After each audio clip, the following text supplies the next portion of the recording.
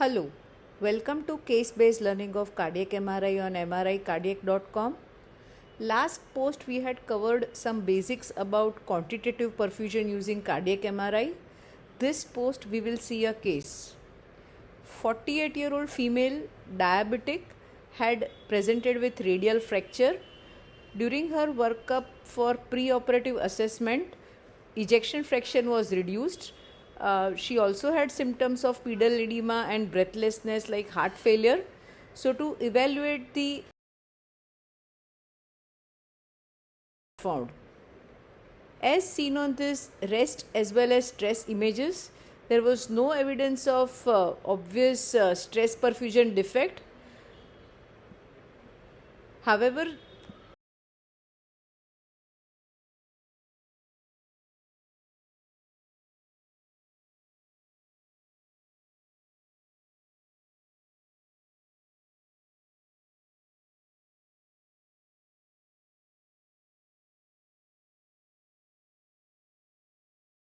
quantitative perfusion with research sequence from Siemens scanner, Peter Kalman work in progress research sequence was performed. The top row of images include inline color coded maps of stress perfusion, while the bottom row is about rest perfusion images.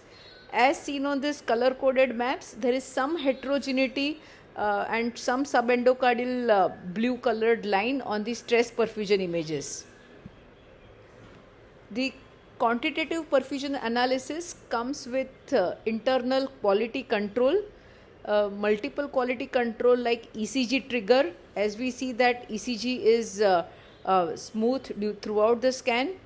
Respiratory trigger, as we can make out that during the stress as well as rest images, how was the respiration.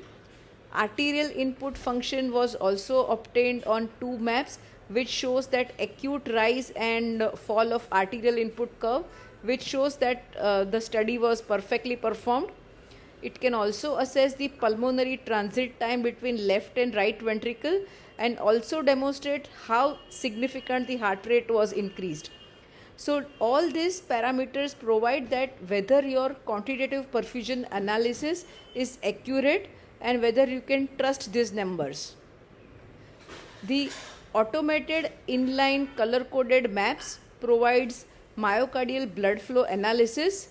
Segment wise segment, pixel wise pixel maps can be obtained, which can be seen on this bullseye map, where it can actually pick up the myocardial blood flow in ml per minute per gram of myocardium.